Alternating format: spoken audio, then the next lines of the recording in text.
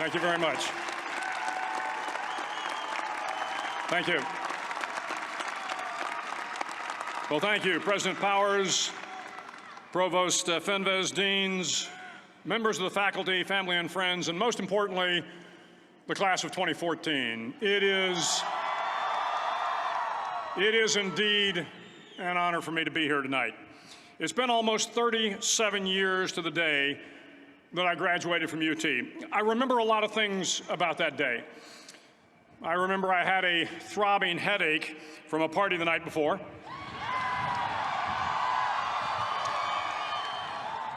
I remember I had a serious girlfriend, who I later married. That's important to remember, by the way. And I remember I was getting commissioned in the Navy that day. But of all the things I remember, I don't have a clue who the commencement speaker was, and I certainly don't remember anything they said.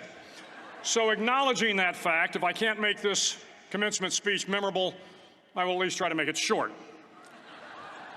So the university's slogan is, what starts here changes the world. Well, I've got to admit, I kind of like it. What starts here changes the world. Tonight, there are almost 8,000 students, or there are more than 8,000 students graduated from UT.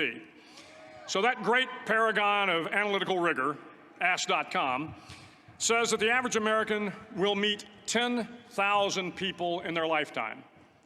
10,000 people, that's a lot of folks. But if every one of you changed the lives of just 10 people, and each one of those people changed the lives of another 10 people, and another 10, then in 5 generations, 125 years, the class of 2014 will have changed the lives of 800 million people. 800 million people. Think about it. Over twice the population of the United States. Go one more generation, and you can change the entire population of the world, 8 billion people. If you think it's hard to change the lives of 10 people, change their lives forever, you're wrong. I saw it happen every day in Iraq and Afghanistan. A young Army officer makes a decision to go left instead of right down a road in Baghdad, and the 10 soldiers with him are saved from a close-in ambush. In Kandahar province, Afghanistan, a non-commissioned officer from the female engagement team senses that something isn't right and directs the infantry platoon away from a 500-pound IED, saving the lives of a dozen soldiers. But if you think about it, not only were those soldiers saved by the decisions of one person, but their children were saved, and their children's children. Generations were saved by one decision, one person. But changing the world can happen anywhere, and anyone can do it. So what starts here can indeed change the world. But the question is, what will the world look like after you change it? Well, I'm confident that it will look much, much better.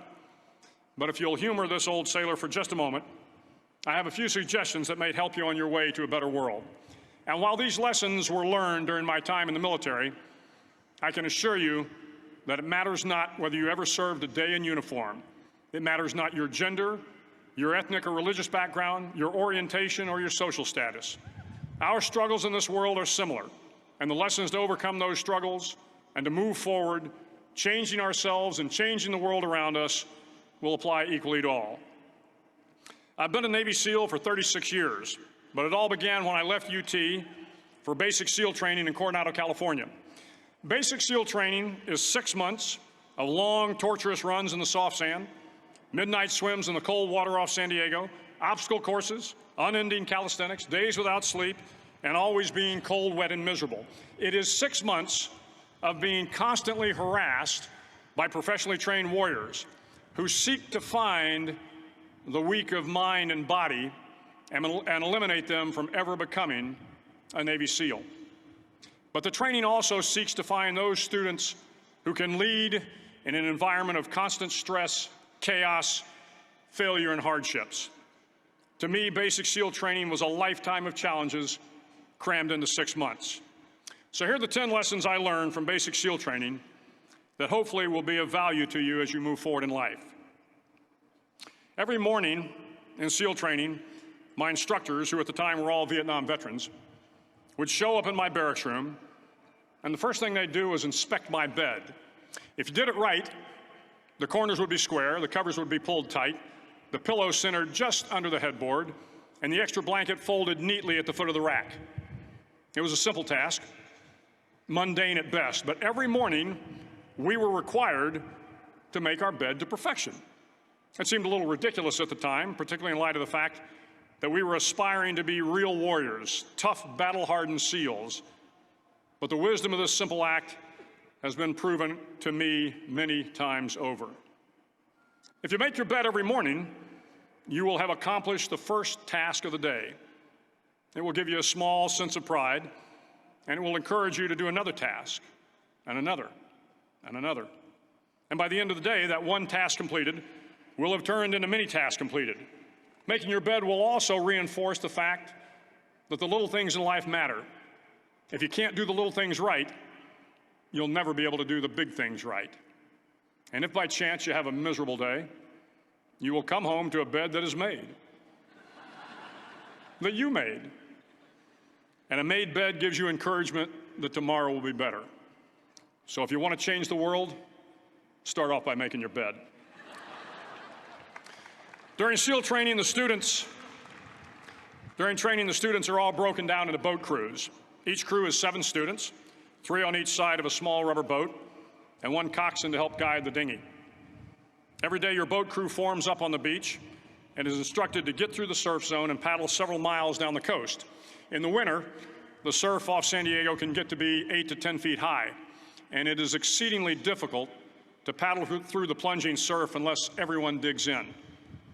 Every paddle must be synchronized to the stroke count of the coxswain. Everyone must exert equal effort, or the boat will turn against the wave and be unceremoniously dumped back on the beach. For the boat to make it to its destination, everyone must paddle. You can't change the world alone. You will need some help. And to truly get from your starting point to your destination takes friends, colleagues, the goodwill of strangers, and a strong coxswain to guide you. If you want to change the world, find someone to help you paddle. Over a few weeks of difficult training, my SEAL class, which started with 150 men, was down to just 42. There were now 6 boat crews of 7 men each. I was in the boat with the tall guys, but the best boat crew we had was made up of the little guys, the Munchkin crew, we called them. No one was over 5'5". The Munchkin boat crew had 1 American Indian, 1 African American, 1 Polish American, 1 Greek American, 1 Italian American, and 2 tough kids from the Midwest. They out-paddled, outran, and outswam all the other boat crews. The big men in the other boat crews would always make good-natured fun of the tiny little flippers the Munchkins put on their tiny little feet prior to every swim. But somehow these little guys from every corner of the nation and the world always had the last laugh, swimming faster than everyone and reaching the shore long before the rest of us. SEAL training was a great equalizer. Nothing mattered but your will to succeed, not your color, not your ethnic background, not your education, not your social status. If you want to change the world, measure a person by the size of their heart, not by the size of their flippers. Several times a week, the instructors would line up the class and do a uniform inspection. It was exceptionally thorough. Your hat had to be perfectly starched, your uniform immaculately pressed, your belt buckle shiny and void of any smudges. But it seemed that no matter how much effort you put into starching your hat or pressing your uniform or polishing your belt buckle, it just wasn't good enough. The instructors would find something wrong. For failing the uniform inspection, the student had to run, fully clothed, into the surf zone, then wet from head to toe, roll around on the beach until every part of your body was covered with sand. The effect was known as a sugar cookie. You stayed in the uniform the rest of the day, cold, wet, and sandy.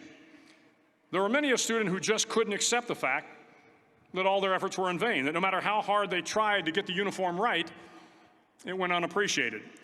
Those students didn't make it through training. Those students didn't understand the purpose of the drill. You were never going to succeed. You were never going to have a perfect uniform. The instructors weren't going to allow it. Sometimes, no matter how well you prepare or how well you perform, you still end up as a sugar cookie. It's just the way life is sometimes. If you want to change the world, get over being a sugar cookie and keep moving forward. Every day during training, you were challenged with multiple physical events: long runs, long swims, obstacle courses, hours of calisthenics, something designed to test your mettle. Every event had standards, times you had to meet. If you failed to meet those times, those standards, your name was posted on a list, and at the end of the day, those on the list were invited to a circus.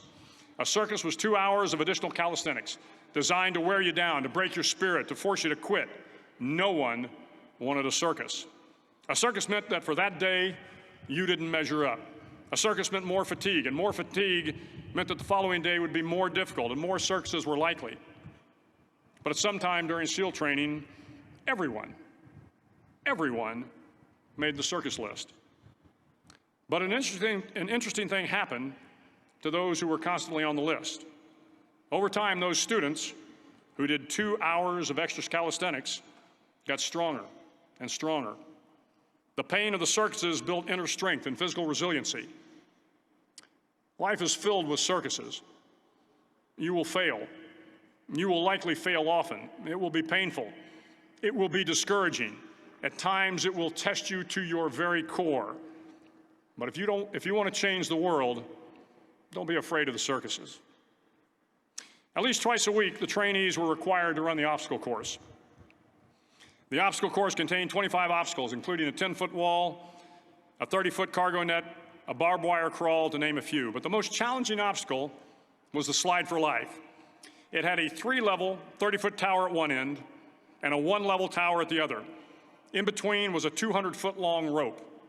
You had to climb the 3-tiered tower, and once at the top, you grabbed the rope, swung underneath the rope, and pulled yourself hand over hand until you got to the other end. The record for the obstacle course had stood for years when my class began in 1977. The record seemed unbeatable until one day a student decided to go down the slide for life head first. Instead of swinging his body underneath the rope and inching his way down, he bravely mounted the top of the rope and thrust himself forward. It was a dangerous move, seemingly foolish and fraught with risk. Failure could mean injury and being dropped from the course. Without hesitation, the student slid down the rope perilously fast. Instead of several minutes, it only took him half that time. And by the end of the course, he had broken the record. If you want to change the world, sometimes you have to slide down the obstacles head first. During the land warfare phase of training, the students are flown out to San Clemente Island, which lies off the coast of San Diego. The waters off San Clemente are a breeding ground for the great white sharks. To pass SEAL training, there are a series of long swims that must be completed. One is the night swim. Before the swim, the instructors joyfully brief the students on all the species of sharks that inhabit the waters off San Clemente. They assure you, however, that no student has ever been eaten by a shark, at least not that they can remember. But you are also taught that if a shark begins to circle your position, stand your ground. Do not swim away. Do not act afraid. And if the shark, hungry for a midnight snack, darts towards you, then summons up all your strength and punch him in the snout, and he will turn and swim away. There are a lot of sharks in the world. If you hope to complete the swim, you will have to deal with them. So if you want to change the world, don't back down from the sharks. As Navy SEALs, one of our jobs is to conduct underwater attacks against enemy shipping. We practice this technique extensively during training. The ship attack mission is where a pair of SEAL divers is dropped off outside an enemy harbor and then swims well over 2 miles underwater, using nothing but a depth gauge and a compass to get to the target. During the entire swim, even well below the surface, there is some light that comes through. It is comforting to know that there is open water above you. But as you approach the ship, which is tied to a pier, the light begins to fade. The steel structure of the ship blocks the moonlight. It blocks the surrounding street lamps. It blocks all ambient light. To be successful in your mission, you have to swim under the ship and find the keel, the center line, and the deepest part of the ship. This is your objective. But the keel is also the darkest part of the ship, where you cannot see your hand in front of your face, where the noise from the ship's machinery is deafening, and where it gets to be easily disoriented, and you can fail. Every SEAL knows that under the keel, at that darkest moment of the mission, is a time when you need to be calm, when you must be calm, when you must be composed, when all your tactical skills, your physical power, and your inner strength must be brought to bear. If you want to change the world, you must be your very best in the darkest moments. The 9th week of training is referred to as Hell Week. It is 6 days of no sleep, constant physical and mental harassment, and one special day at the Mud Flats. The Mud Flats are an area between San Diego and Tijuana where the water runs off and creates the Tijuana Sloughs, a swampy patch of terrain where the mud will engulf you. It is on Wednesday of Hell Week that you paddle down to the Mud Flats and spend the next 15 hours trying to survive this freezing cold, the howling wind, and the incessant pressure to quit from the instructors. As the sun began to set that Wednesday evening, my training class, having committed some egregious infraction of the rules, was ordered into the mud. The mud consumed each man till there was nothing visible but our heads. The instructors told us we could leave the mud if only 5 men would quit. Only 5 men, just 5 men, and we could get out of the oppressive cold. Looking around the mud flat, it was apparent that some students were about to give up. It was still over 8 hours till the sun came up. 8 more hours of bone-chilling cold. The chattering teeth and the shivering moans of the trainees were so loud, it was hard to hear anything. And then one voice began to echo through the night. One voice raised in song. The song was terribly out of tune, but sung with great enthusiasm. One voice became 2, and 2 became 3, and before long, everyone in the class was singing. The instructors threatened us with more time in the mud if we kept up the singing, but the singing persisted. And somehow the mud seemed a little warmer, and the wind a little tamer, and the dawn not so far away. If I have learned anything in my time traveling the world, it is the power of hope, the power of one person, a Washington, a Lincoln, King, Mandela, and even a young girl from Pakistan, Malala. One person can change the world by giving people hope. So if you want to change the world, start singing when you're up to your neck in mud. Finally, in SEAL training, there's a bell, a brass bell that hangs in the center of the compound for all the students to see. All you have to do to quit is ring the bell. Ring the bell, and you no longer have to wake up at 5 o'clock. Ring the bell, and you no longer have to be in the freezing cold swims. Ring the bell, and you no longer have to do the runs, the obstacle course, the PT, and you no longer have to endure the hardships of training. All you have to do is ring the bell to get out. If you want to change the world, don't ever, ever ring the bell. Moments away from beginning your journey through life, moments away from starting to change the world for the better. It will not be easy. In the class that can affect the lives of 800 million people in the next century. Start each day with a task completed. Find someone to help you through life. Respect everyone. Know that life is not fair and that you will fail often. But if you take some risks, step up when the times are the toughest, face down the bullies, lift up the downtrodden, and never, ever give up. If you do these things, the next generation and the generations that follow will live in a world far better than the one we have today. And what started here will indeed have changed the world for the better. Thank you very much. Art Williams has spoken to many business groups throughout the years. The following speech was delivered to the 1987 National Religious Broadcaster Convention and has become a classic example of Art's philosophy on winning in business. It is simply entitled, Do It. Dr. Jerry Falwell, Chancellor of Liberty University, introduces Art Williams. 15 years ago, he was a high school football coach. His wife, Angela, was teaching English in high school. He got an idea, just an idea. And 10 years ago, he turned that idea into a company, a concept, a practical concept. 10 years have passed. 150,000 people work for him now. Last year, he sold $77 billion worth of insurance. This year, $100 billion. That is more than Prudential and New York Life, number 1 and 2, combined in 10 years. He's from Monroe, Georgia. He has the dialect to prove it. He this year will sell $100 billion worth of insurance and revenues $2.5 billion. And he's just now beginning to dream, to plan, to go. Art and Angela Williams have 2 precious children, Art the third and April, their daughter. He is chairman of the inner council, the inner circle of our ministries, and a personal and a dear friend. He is a born-again Christian, as each of his family members, but he's an entrepreneur.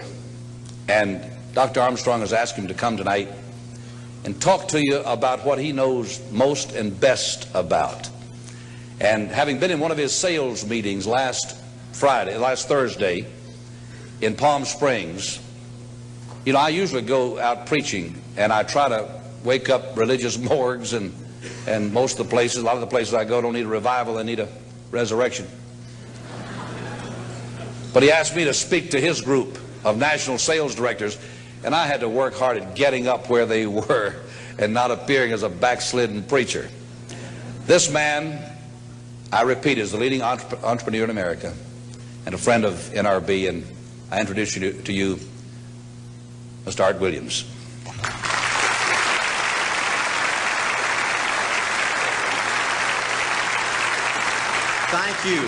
Thank you, Jerry. And I tell you, I don't know if I've been this nervous in a long time. This is the most intimidating thing that I think's ever happened to me.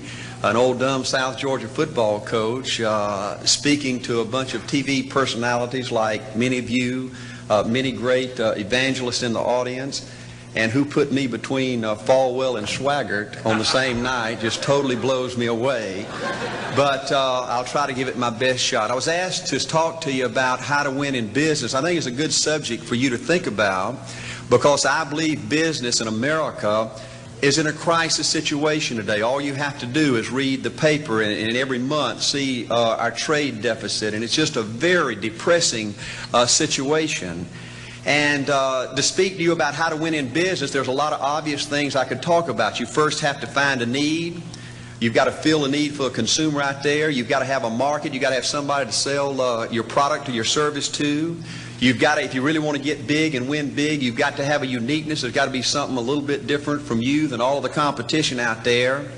But by far the most important thing you've got to have to win in business in these United States today is a very unique kind of mental toughness. I believe the difference in winning and losing in the free enterprise system is so small, it's almost too scary to talk about.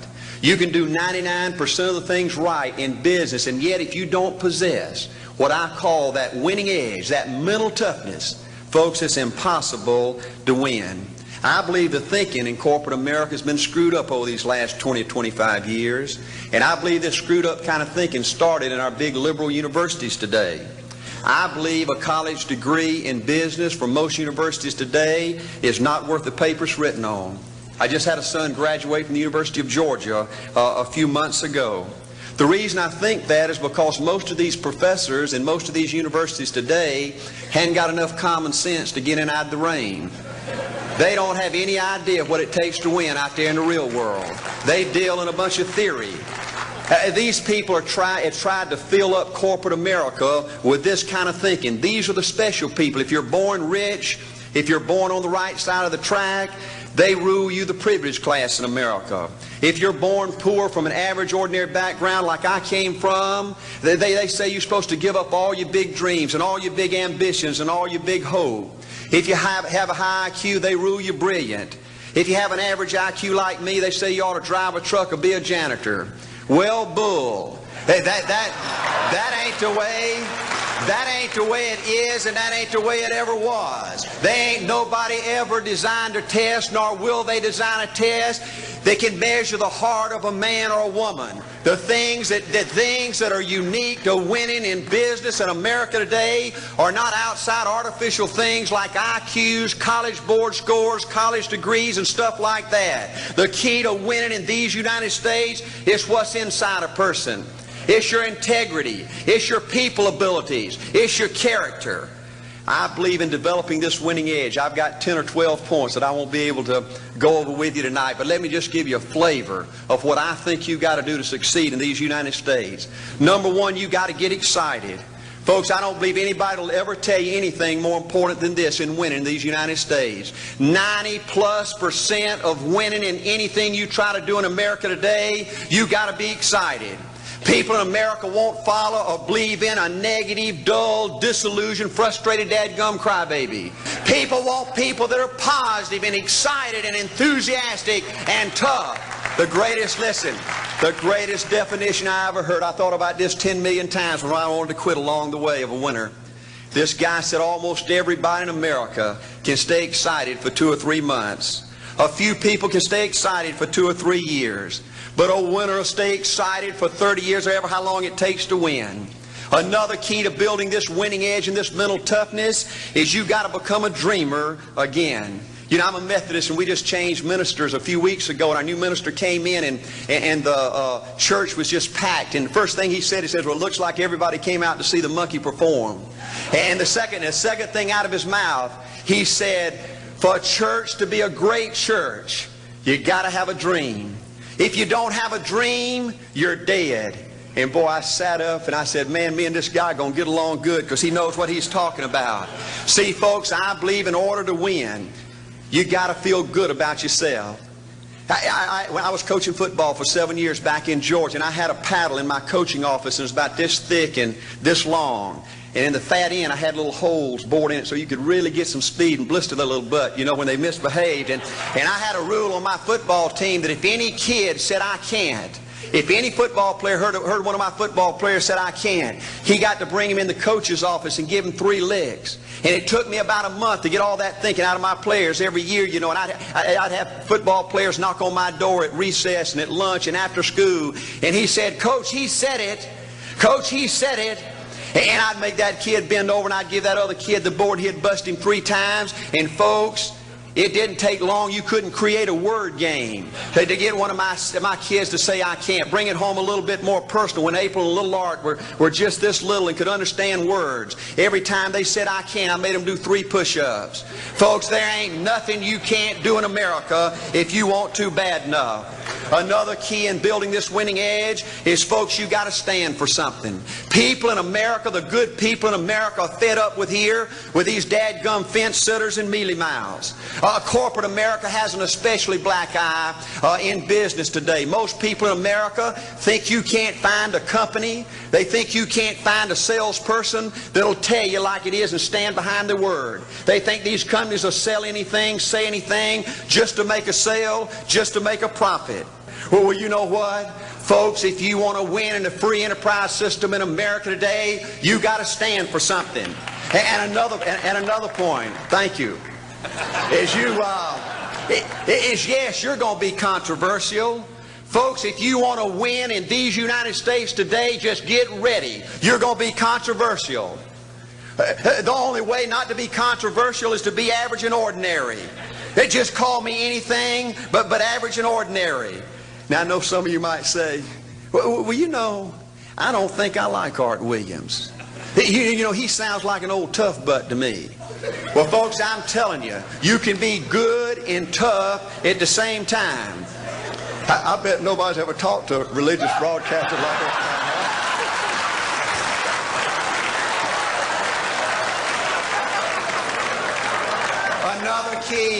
Another key to developing this winning attitude that'll give you a chance to do something great in American business is, folks, you've got to make a total commitment to what you're about. Do you know almost the American people have lost their toughness? They've lost their ability to make a commitment. See, folks, in trying to win in business, you're just going to have so many false starts. You think you get it going time after time, and you just get knocked back to ground zero. And it's your ability to compete, to pick yourself up off the mat one more time, to go for it one more time, that's going to determine success or failure. You know, we've got a divorce rate in America some 50% right now.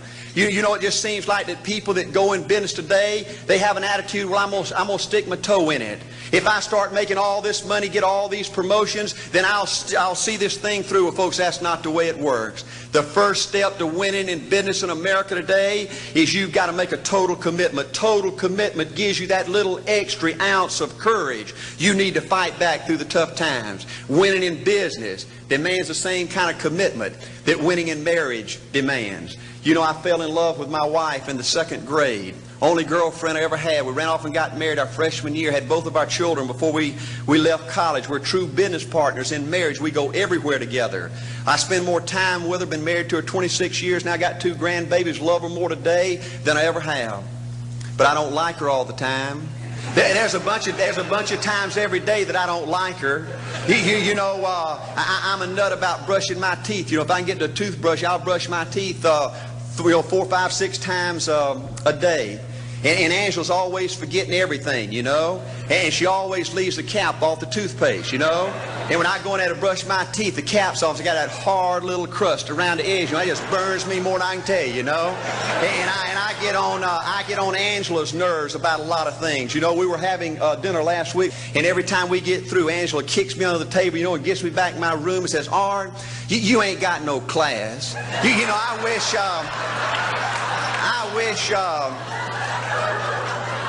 wish, Art, you could learn to eat with your mouth closed, you know.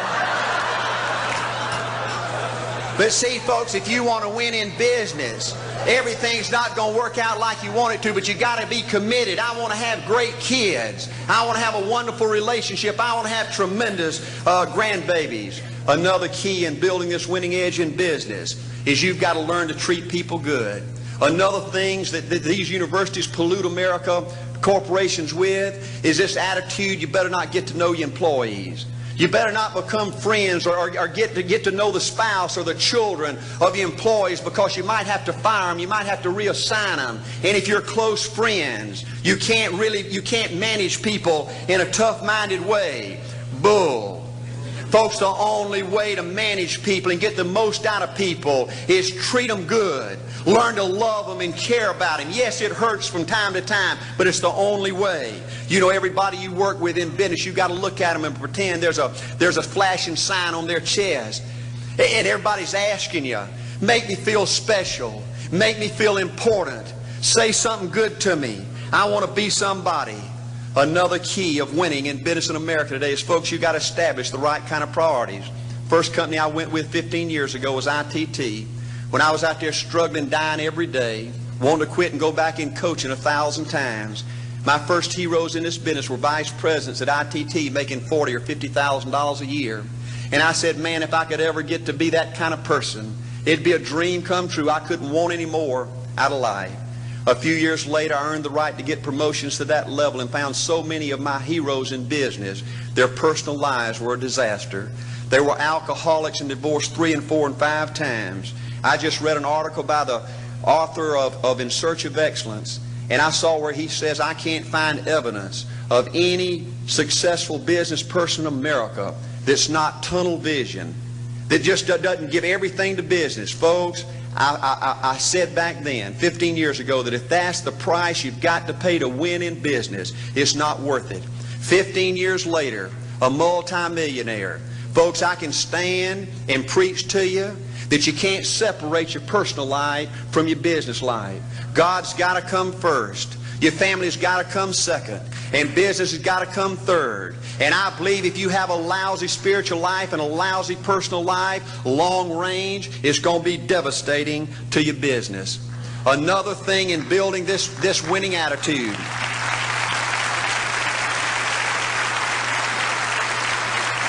Another thing in building this winning attitude in business. I see tall people make it big in business and short people, dumb people and smart people, fat people and skinny people. But if you cut open the winners in business, I see a heart of a champion. And all these people are competitors and they don't quit.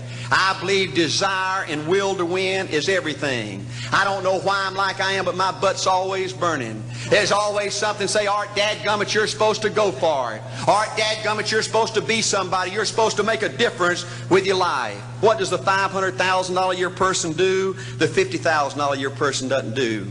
You look at the outside and study those two individuals, everything seems to be the same. They both are the same sex, they both are the same age, they have the same training, the same positions, the same contract, the same fringe benefits. They both are successful, they work hard, they're good family people, make tough commitments. But what's the difference? What does the $500,000 a year person do? The $50,000 a year person doesn't do. He pays the price and a little bit more. He works hard and a little bit more. He's loyal to the company and a little bit more. He believes in a little bit more. He makes money and a little bit more. He saves money and a little bit more. If you want to win in these United States, you got to be tough and you can't quit. The last thing I'll talk to you about today in building this winning edge is, folks, if you want to win in business, you got to be a leader. Leadership is everything. You show me anything in these United States that win, I'll show you a leader at work. You show me a successful church, Boy Scout troop, club, football team, business, I'll show you something run by a leader. See, I thought at one time in my life you had to be smart to win. I used to have these smart people that dress so pretty and talk so pretty and use these big words. They just intimidated me. And I said, Art, you can't ever be that good. Why don't you just throw in the towel and go on back and coach football for a living? And I found two things out about smart people. I think it's almost impossible for a smart person to win in business in America today. Because I find smart people spend their whole lifetime figuring things out. They're always trying to figure out an easier way and a quicker way. And another thing I found out about smart people is they just don't get around to doing nothing. And see, somebody like Art Williams, everybody said, well, he can't do it. And somebody like that can't do it. But he does it. See, folks, I want you to know almost everybody in America almost does enough to win. They almost get there. They almost are over the hump. They almost have it going. They almost, in everything they do, almost is a way of life to almost everybody in America. But the winners do it. What do? They do whatever it takes to get the job done. They do it and do it and do it and do it and do it until the job gets done. And then they talk about how great it is to be somebody they're proud of. We need leaders in America who can do it. If you want to become somebody, do it. If you want to go in business for yourself, do it. If you want to become financially independent, do it. I hear too much talk in these United States. Everybody can talk a good game. We need people in America who can do it. I go all over this country with A.O. Williams, and I have people say, Art, you can count on me. Wonderful. Just do it. Art, I guarantee you this is my last stop. I'm going to win now. Super duper. Just do it. Art, if I could just have one good month and get the ball going, I know I could make it big. Super. Just do it. Art, if I could just pay off this debt, I could really go. Great. Just do it. Art, if I could just sell my house. Do it. But houses ain't selling. Do it anyway. Art, I'm not making any money. What can I do? You just do it. Do what, Art? You do it and do it and do it. Art, I guarantee I'm going to win this contest. Super duper. Just do it. Art, I'm over the hump now. Watch my smoke. Great. Just do it. Art, I want to make it so bad I can taste it. What I do? You just do it. Art, I'm a vice president now. Can I quit doing it? No. Art, I don't know if I can keep on keeping on. I'm really hurting. What I do? You just do it. Do what, Art? You do it and do it and do it. Art, all my life I wanted to be somebody important. Well, what do it then? Art, I'm going to save money so I don't have to go through this again. Great. Just do it. Art, I don't feel like I've had enough training. What I do? You just do it. Art, my manager don't give me no help. What I do? You just do it. Art, you don't understand. I was Mr. Everything at my former company. You don't mean I have to start off down at the bottom and do it, do you? Yep, you really got to do it. Art, All right, what's the primary difference between winners and losers? The winners do it. They do it and do it and do it and do it until the job gets done. And then they talk about how great it is to finally have achieved something unique and how glad they are that they didn't quit like everybody else and how wonderful it is to finally be somebody they're proud of and make a difference with their life. Thank you.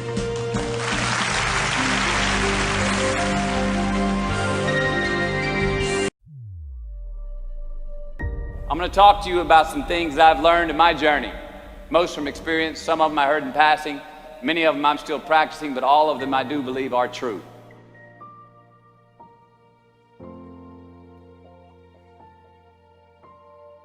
Life is not easy. It is not. Don't try to make it that way. Life's not fair. It never was. It isn't now, and it won't ever be. Do not fall into the trap, the entitlement trap, of feeling like you're a victim.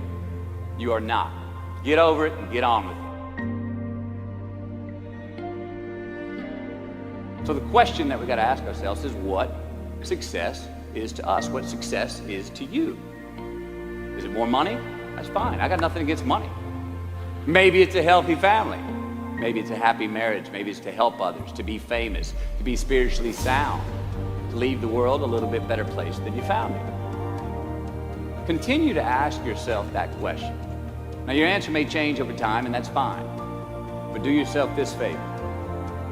Whatever your answer is, don't choose anything that will jeopardize your soul. Prioritize who you are, who you want to be, and don't spend time with anything that antagonizes your character. Be brave, take the hill, but first answer that question, what's my hill? So first, we have to define success for ourselves. And then we have to put in the work to maintain it. Take that daily tally. Tend our garden. Keep the things that are important to us in good shape. Where you are not is as important as where you are. It is just as important where we are not as it is where we are. Look, the first step that leads to our identity in life is usually not, I know who I am. I know who I am. That's not the first step. The first step's usually, I know who I am not. Process of elimination. Defining ourselves by what we are not is the first step that leads us to really knowing who we are. You know that group of friends that you hang out with that they really might not bring out the best in you? You know, they gossip too much or they're kind of shady. They really aren't going to be there for you in a pinch. Or how about that bar that we keep going to that we always seem to have the worst hangover from? Or that computer screen, right? That computer screen that keeps giving us an excuse not to get out of the house and engage with the world and get some real human interaction.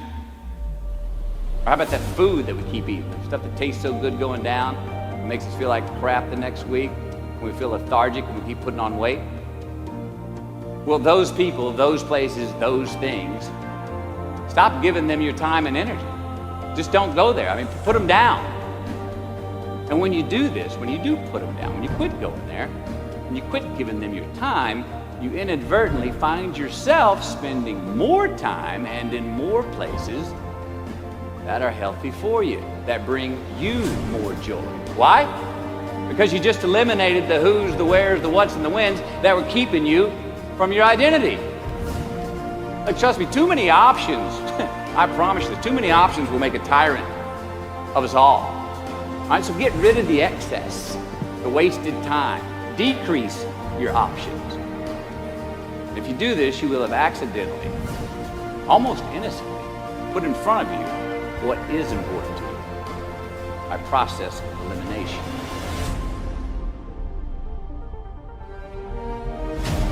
Knowing who we are is hard. It's hard. Give yourself a break. Eliminate who you are not first. You're going to find yourself where you need to be. Instead of creating outcomes that take from us, let's create more outcomes that pay us back, fill us up, keep your fire lit, turn you on for the most amount of time in your future.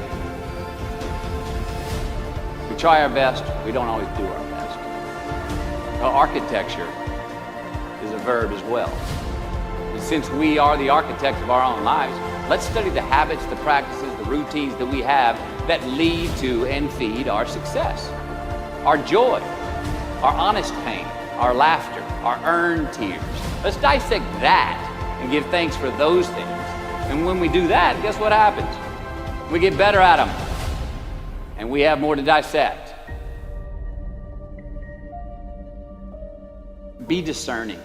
Choose it because you want it. Do it because you want to.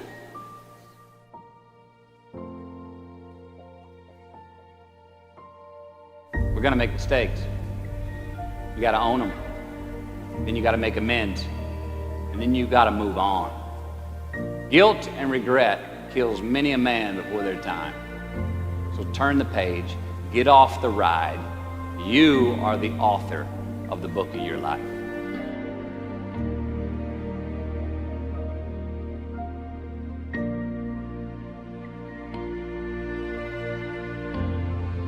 There are so many people in the world, and you may be watching this right now, and you have these incredible ideas, and what you think is missing is motivation. And that's not true.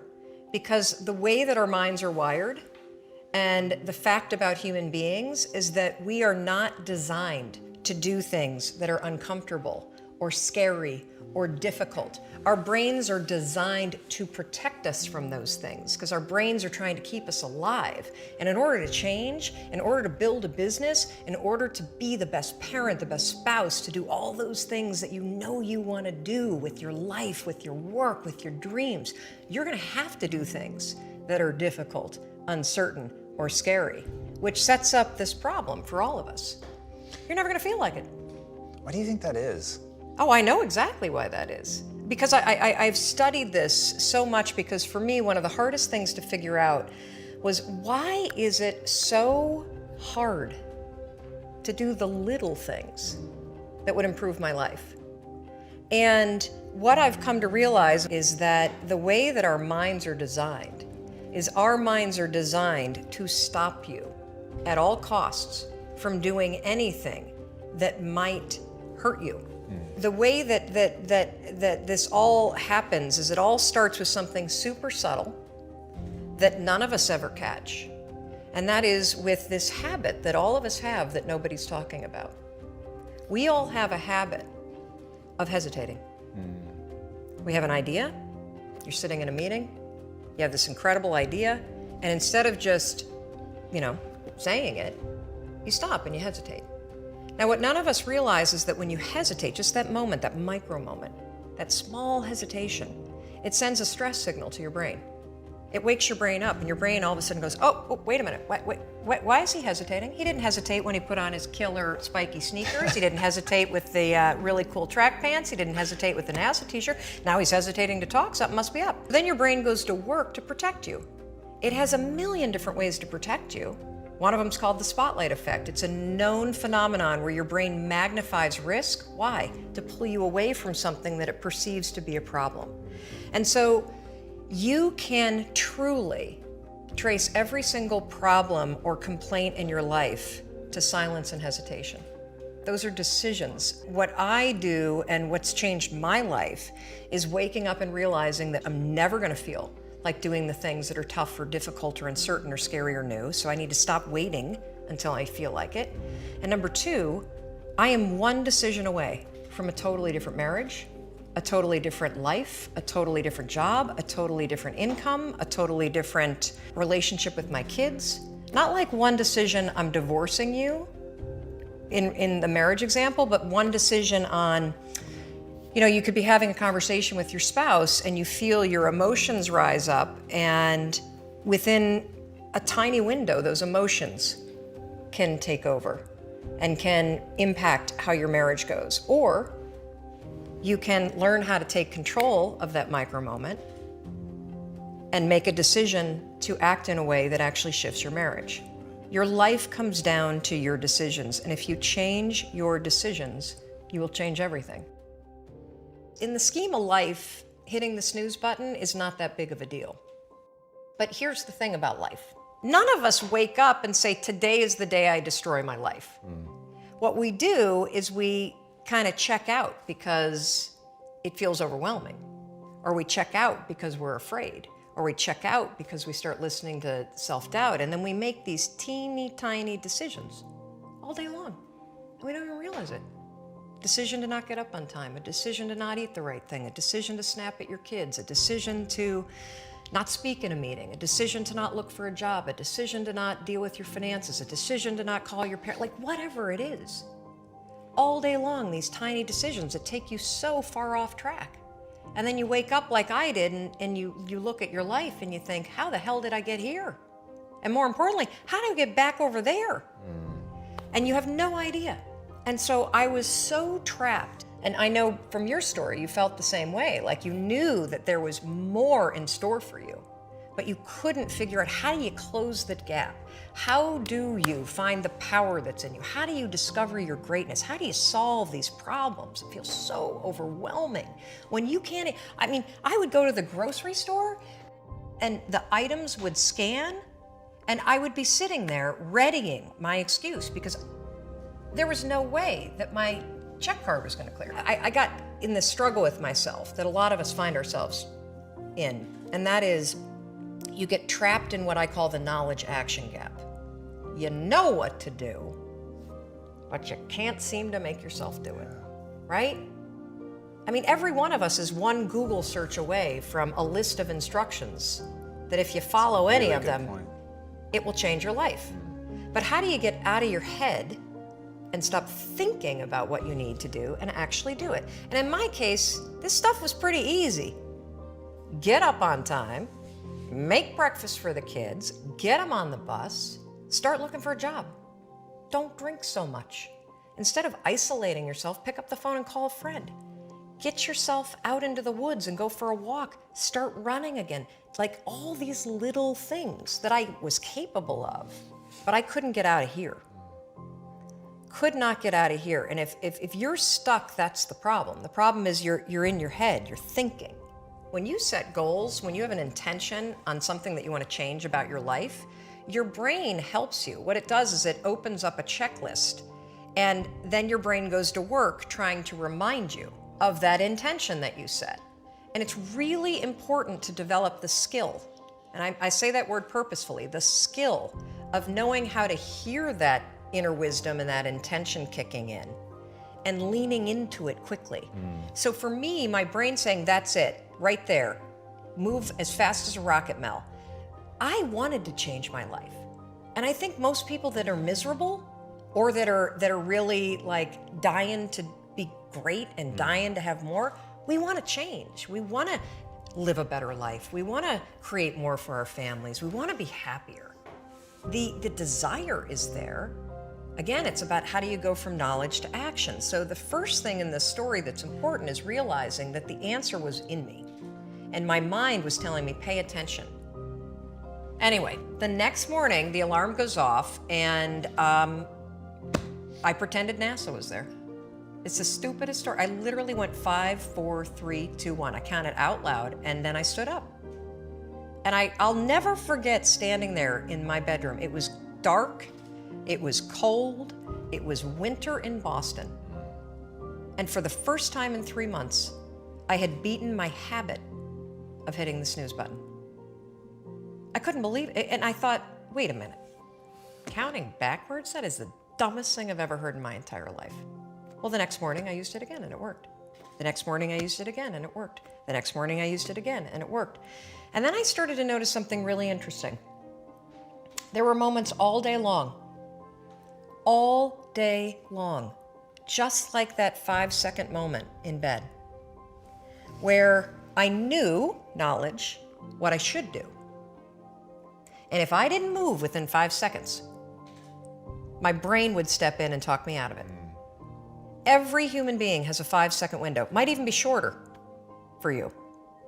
You have about a 5-second window in which you can move from idea to action before your brain kicks into full gear and sabotages any change in behavior. Because remember, your brain is wired to stop you from doing things that are uncomfortable or uncertain or scary. It's your job to learn how to move from those ideas that could change everything into acting on them. When you understand the power of a 5-second decision, and you understand that you always have a choice to go from autopilot to decision maker, everything in your life will change. You will be a different negotiator, you will be different in sales, you will be unstoppable in the gym, because you will realize the amount of garbage that you put in the way of your hopes, of your dreams, of your potential, of your confidence, of your courage. Everything comes down to the decisions that you make. We all know what to do. None of us know how to make ourselves do it. I started researching it. Why does something so stupid work? Why? Why does something so silly create such powerful and profound change? Well, here's why. The rule is a form of metacognition. Metacognition is a fancy pants term that means something real simple. You can outsmart your own brain in furtherance of goals. There are tricks that you can use that actually outsmart the tricks your brain plays on you in furtherance of a higher purpose. We all know this. You can restrain yourself if you're in a situation that calls for it. You can jump into a raging river to save your dog or your kid. You can direct yourself in ways if it's important to you. And so the rule, what it does is it does something really remarkable. When you count backwards, 5, 4, 3, 2, 1, what you're actually doing is you're interrupting what researchers call habit loops that get encoded as closed loop patterns in your basal ganglia. That's the part of the brain where your feelings, where your emotions, every habit that you have, which is nothing more than behavior that you repeat that you don't even think about. And so when you go 5, 4, 3, 2, 1, it interrupts what's going on here that's spinning without you thinking, and it moves and awakens your prefrontal cortex. So when you hit 1, your habit has been interrupted. So you've interrupted self-doubt. You've interrupted maybe snapping at your kids. You've interrupted the desire to grab for a drink. You've interrupted procrastination. You've also, by counting backwards, done an action. It's awakened your prefrontal cortex. That is the part of the brain that you need that's awake when you're changing behavior, when you're learning new things. When you hit 1, it's also a prompt. So in the language of research, you'll hear people talk about starting rituals. That is something that's proven to help you learn a new habit. The 5-second rule, when you repeat it, becomes a starting ritual that triggers you to act with confidence, that triggers you that this is a moment for courage, that triggers you to shift gears. And because you've also done the manual work of awakening the part of the brain that you need to change, you've set yourself up for success. It doesn't work if you count up, because you can keep going. And also, counting up doesn't require focus. If you count backwards, 5, 4, 3, 2, 1, it again awakens the prefrontal cortex and it prompts you to move. When you start to use it and then you read about it, you'll see that it's being used all over the place. They use it in the armed services in order to align troops and get them to start an exercise. They use it at elementary schools, 5, 4, 3, 2, 1, at big assemblies to get a huge room full of kids to stop talking. Really simple and interesting example, yeah. Because it requires you to focus. It's not a habit. It will become a habit that prompts you to have confidence and courage. But in the beginning, it interrupts patterns of behavior that you do on autopilot. It helps you assert control, and it teaches you how to become the kind of person that moves from thinking about something to actually doing it. I think we're all flawed, and that's the beauty of who you are. And instead of trying to make yourself perfect in every area, it's so much easier when you accept the things that you're terrible at, or that are your weaknesses, or that are the things about your wiring. Look, if I were diabetic, I would take insulin. I happen to be somebody that's wired for anxiety. Right. No big deal. So figure out how to, instead of fighting those things, actually trick it. Because the truth is that you're never gonna feel ready to make these changes. You're never gonna feel like doing them, but you can always make a decision. That's always in your control.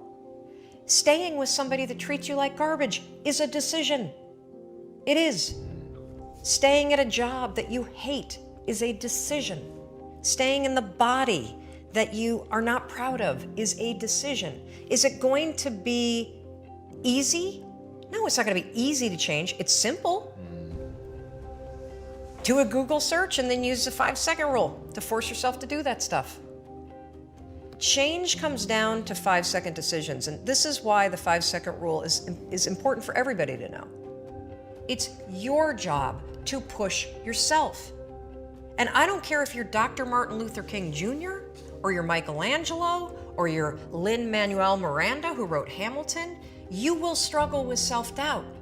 And everybody that you admire, everybody, and the list is the same for everybody. Oh, Oprah Winfrey, and I want to be like, Tom, and I want to be like, Branson, and I want to be like Jay-Z, and I want, everybody's list is Bill Gates, and do you know what those people do? They do not have the habit of hesitating. They trust themselves.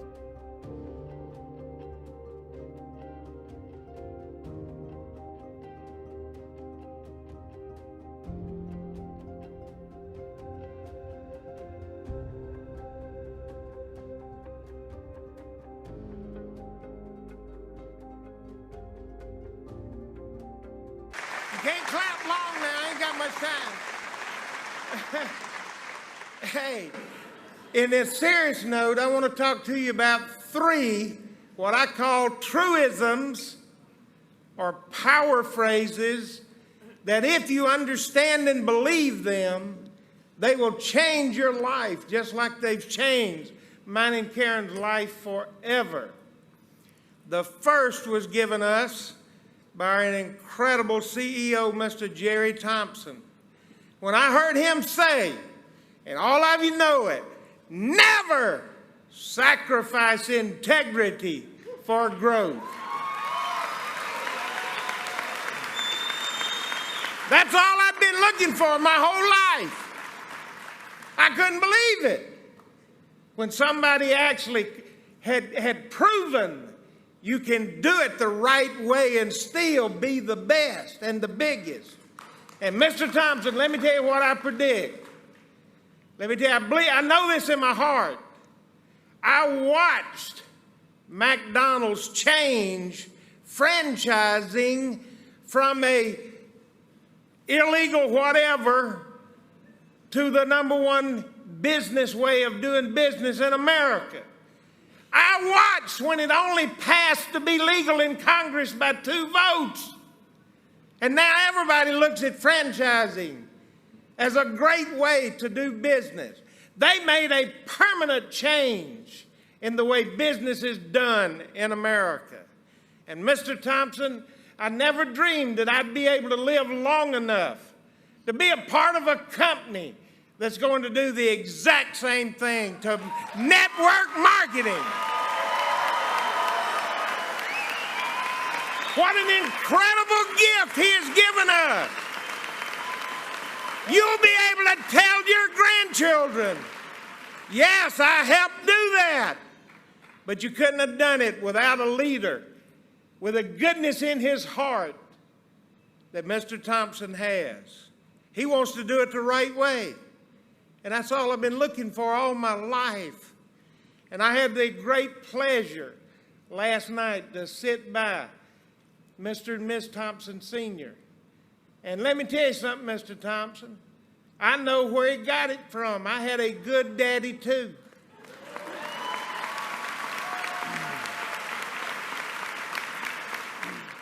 The second thing, the power of a made-up mind.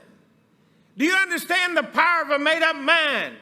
Just created 8 gold medals for the first time in history. The power of a made-up mind put people on the moon. The power of a made-up mind broke the 4-minute mile barrier. And folks, let me tell you something. The power of a made-up mind has been good for Ronnie Kirkland. Let me tell you what I know for a fact. You can't be great before you're good. And you can't be good before you're bad.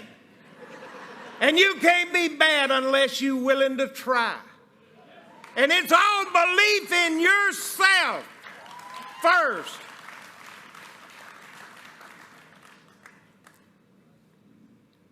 Wake up every day of your life.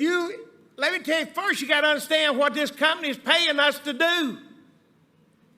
You must understand this. It is locate, educate, and motivate ambitious people. Locating is the toughest. But when you have the power of the made-up mind on your side, you have the ability to focus on that goal. And when you focus on that goal, and it is, a great mentor told me one time, see, this is a law in the free enterprise system. It'll never change. Thank the Lord, it'll never change. If you want the easy way, you won't make nothing. If you apply yourself real hard, you'll make a living. But folks, they don't pay easy nothing. Thank the Lord that this is not a socialistic society. Folks, if you want to go for the gold and you want to be the big dog, you find something you got a passion about, that you'd be willing to do it for nothing if somebody feeds your family. And then you believe in yourself and you go for it and you go for the gold and never quit and never give up. My father was a very brilliant man with a third-grade education. Smartest man I've ever been around. He used to read the Bible to us every morning before he allowed us to eat. And I remember just like yesterday, when I was 6 years old, the first time I recall it, he said, son, you see right here? It says if you'll knock, that door will open. And then he took a deep breath, and he looked at me, and I looked up at him. He said, son, but it didn't say it happened on the first knock. The power of a made-up mind. Nobody can stop you. And the last and the most important phrase was given to us by our incredible Chief Marketing Officer, Chris Chambers. When he said, get paid for what you start. I happen to know him in it. I watched him in a former company fight for the right of the rep day in and day out. I don't believe you could make him misrepresent something or deceive you if you had a gun to his head. So when Lane Winson made that call for Ronnie Kirkland, thank God, and he started telling me about residual income to unlimited levels, I said, Lane, that's impossible. That ain't never happened before, and that ain't going to happen. They got you fooled, boy. And then I was smart. I was just curious enough. I said, do I know anybody else doing it besides you? He said, have you ever heard of Philip Eckhart? I said, Lord, yes. I know for a fact he's smart and works hard and always successful. And then he told me Steve Thompson. And then he told me Brian McClure. I knew he was the best judge of an opportunity that I'd ever met in my whole life. But the icing on the cake is when he told me Chris Chambers was the chief marketing officer of this company.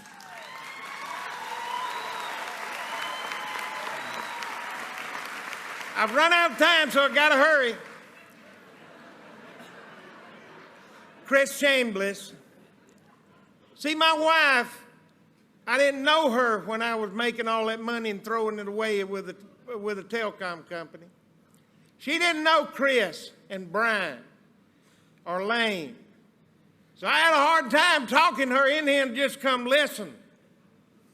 And after we spent about 45 minutes with Chris and Jerry and Brian, we took a little short break.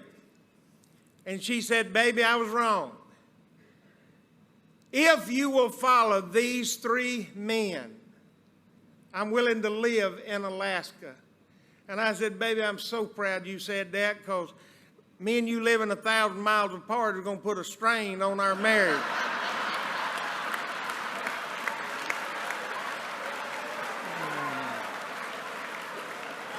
Now,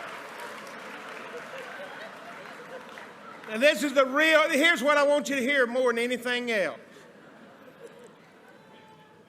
With Karen's blessing, we moved to Texas and we got started. I worked hard for 14 months. And I had the power of a made-up mind on my side.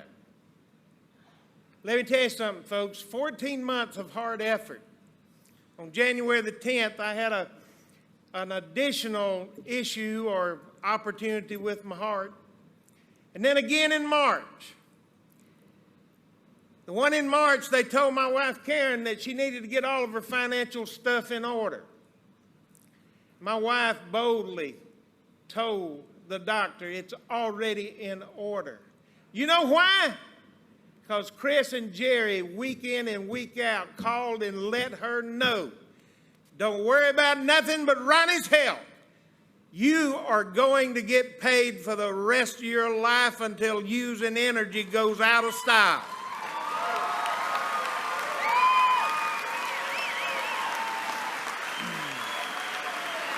Thank y'all. I got one more thing, so don't clap long. It would be, I'm sorry, I'm running over. Please forgive me. It would be a sin for me to accept this privilege and honor and such a special thing if I didn't just say the names of just a handful of people that has given Karen and I the right to live however we choose to live for the rest of our lives and our grandbabies after that. Folks, let me tell you something. It started when I met for the first time, when I located the Baker Ming group, and I am so grateful for them. Shortly after that, I got introduced to Jerry Watts and Pam Watts.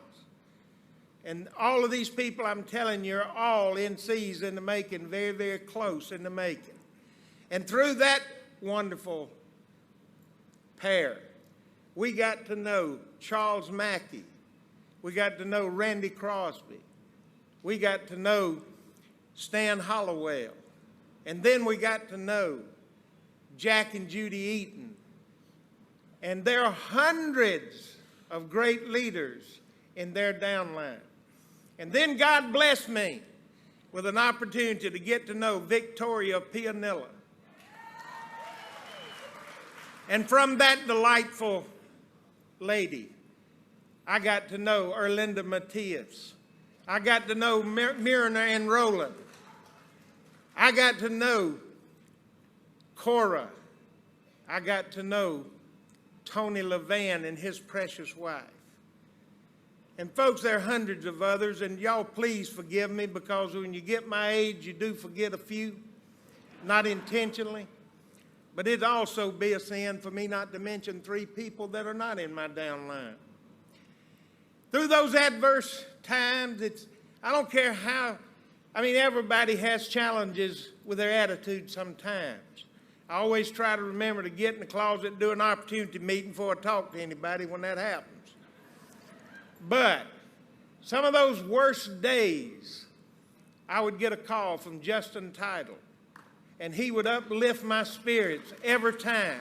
And I love Justin Untitled with a passion. Justin, you'll never know what you've meant to me. And then Debbie Burrell. Some of those days that I would hear from Debbie, she would just uplift me.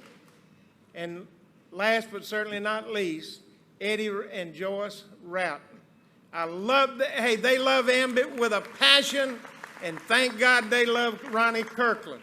And I want to ask y'all, please keep these people in your prayers that need them right now, and thank God that we live in America. God bless.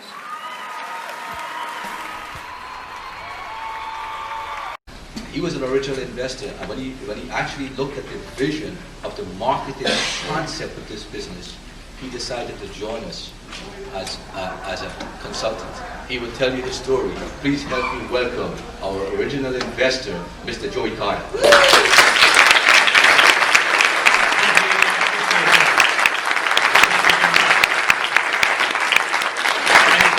In 2006, I got a phone call from Jerry Thompson Jr., and he wanted to schedule some time to see if I'd visit with him. And I got to know Jerry back in the 1990s. Jerry was president of Caprock Communication, and I was fortunate at that time to be president of our family business. I was one lucky guy. I was the third generation of my family. I had a grandmother in 1957 who started a business called Home Interiors and Gifts. And we grew that to $1 billion enterprise and sold it in 1998. And I got to be the third generation of our family to be a part of it. People will say I was born with a silver spoon in my mouth. It was a silver punch bowl. I mean, I was one lucky kid. And I was grateful for that opportunity. I got to meet presidents. I got to meet heads of states. Saw and did things I just so fortunate to be a part of, and wonderful memories. But it was through being president of that company back in the 90s, I got to meet Jerry Thompson. And so he knew of the legacy of my grandmother and my father and our business. And so he called me in 2006, and he explained a little about what you've seen here. He talked about an industry that was deregulated. He talked about the perfect product. He talked about a company and a vision statement that he had.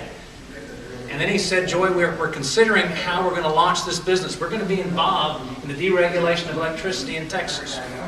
And we're looking at ways we're going to gather customers. Do we pursue a traditional business model that we spend millions and millions of dollars on advertising, direct mail, try to put our name on side of an arena someplace to gather customers? Or, he said, Joy, I've had some good friends that have encouraged me that I should at least consider network marketing as the vehicle to gather customers.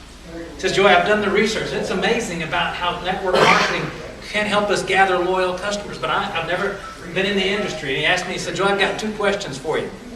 First of all, he said, am I going to embarrass myself getting involved in network marketing?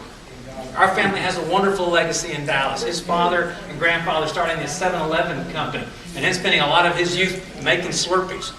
But his father and uncle built the largest franchise opportunity in the world with over 38,000 franchises. He said, Joy, am I going to bring shame upon my father and uncle's legacy by getting involved with network marketing? And so we talked about network marketing, talked about the strength of adding loyal customers, the ability to have homemakers, housewives, career women, as well as men of all vocations, be able to get involved and gather a handful of loyal customers. We also talked about the importance of the Direct Selling Association, or known as the DSA. The DSA is the industry watchdog and governing oversight, self-regulator of the direct selling industry. I was forced to be on that board for many years, and in 2002 and 2003 was chairman of that association. And I encouraged Jerry, if you're going to do this, you've got to get involved with the DSA immediately. And he said, why? Well, first of all, the DSA, before you can ever be a member, spends 1 year to review every part of your business. They review your contracts. They review your compensation plan. They review all of your literature, all of your promotional items to make sure that it is a legitimate business opportunity and there is not even a hint of anything inappropriate. And you want to make sure you have that label from day one and get involved. And Jerry made that investment right away. And we also talked about that if you're going to get involved with direct selling, the importance of that independent contractor. We call the marketing consultant. That every decision the company made needs to always consider what's the impact on our independent sales force. How's this going to touch their life and their compensation? And so we had a great conversation. We hung up, and then about 3 months later, I get a call back from Jerry. He says, Joy, we are going to launch. Now he had a name for it, Ambit Energy. And he said, and we are going to use direct selling and network marketing as the vehicle to gather loyal customers. He says, now, Joy, I have another question for you. Would you be willing to be one of our investors? Now, I knew he had already gathered a top-notch group of investors. His family, by far, the largest investors, one of the Hunt Venture Funds, one of the Perot Funds, groups that were not looking to invest to get out the next day, but serious families that had an awful lot of confidence in Jerry. And I was honored to be invited to be an investor. He really didn't need our investment. I believe it was a gut check. That I really believe what I said 3 months earlier. And so without hesitation, we invested with Ambit. And then month in and month out, we'd get emails telling us about the growth of the business, hurdles and obstacles that were overcome, turning the company profitable, and the recognition, the expansion into Texas, and throughout Texas, then the expansion to New York, then the expansion into Illinois. And then a year ago, about 14 months ago, we're invited as investors to come to the annual meeting. There's now 3,000 people coming to Dallas Labor Day weekend. Now, my wife and I, we've got a combined 50 years in direct selling. And we said, well, we have nothing better to do this weekend, we'll go down there. And we'll take a notepad and we'll take notes all weekend and we'll turn it in. This will be our gift to the company, our gift of insights and ways they can improve the business because we're the experts. We went and we sat down in the front row and started taking notes, but before long our notes were not about what we could do for the company, but what the company could do for us. We were so impressed with the caliber of people that were attracted to it, the passion for the business, the scope of the business, the leadership team. And as we're sitting there, we happened to be sitting beside Jerry Thompson's wife, Carolyn. And she leans over to my wife and says, y'all getting free electricity yet? My wife elbows me and says, we're not getting free electricity. Well, we didn't know the program yet. We thought it was an investor perk. If you invest in the business, why not get free electricity? And so we asked about that. We quickly learned there was another vehicle for gathering free electricity. And as the program is ending, we're all giving everybody a hug. And we're hugging people who don't even know because we're excited for them. And as Carolyn, we say goodbye, she says, y'all should do this. Well, I did a double take. What did she just say? I'm an investor in your business, and you want me to invest $429 more? And I couldn't believe she had the gall to ask it. Now, you want to serve on your board? You want to pay me $429? They charged me a lot more for what I was just going to, the notes from my meeting today, what I would charge a company for that kind of feedback. And I get in the car, and I'm talking to my wife, I said, you can't believe what she just asked us to do. She wanted us to be consultants, and then all of a sudden I felt very, very hypocritical. And the words of my grandmother, sort of hearing her, when she used to say, those that do, go do it. Those that can't, teach. I've been teaching direct selling and network marketing for 30 years. And as we began to drive home, we started thinking about, if we really believed in this industry, if we believed in this company, we believed in this product and this opportunity, why wouldn't we do that? As we're driving, we start thinking, we're getting excited, we're going to do this. And I said, wait. We've been on the board of the DSA. We know every company in the industry. We know every product. Is there something else we would rather represent? I mean, this is electricity, sort of yawn, electricity and natural gas. Is there anything else we would rather represent? And then we started thinking about what I hope you're thinking about right now. Why would you do Ambit Energy? Why would you get involved in this business? First of all, it's a service. It's not a product. I've been in a product business. Man, we had candles all over the place. We had silk flowers all over the place. They took over the garage. They took over the car. What I like about Ambit, there's no Ambit batteries in our home. There's no Ambit batteries in our garage. There's not a display of Ambit batteries up here for you to come by, sniff, smell, pass around the room. I don't deliver bad batteries for good batteries or pick up bad batteries and exchange batteries. It is a service, and better yet, you can't get it cheaper at Walmart. In addition to thinking about, is this a company I'd like to get involved in, we'd also thought about, is there another business we'd want to launch, another product we want to do? And I began to use the litmus test. Can I get that product or service cheaper at Walmart? You can't. It is a wonderful service. Everybody uses it.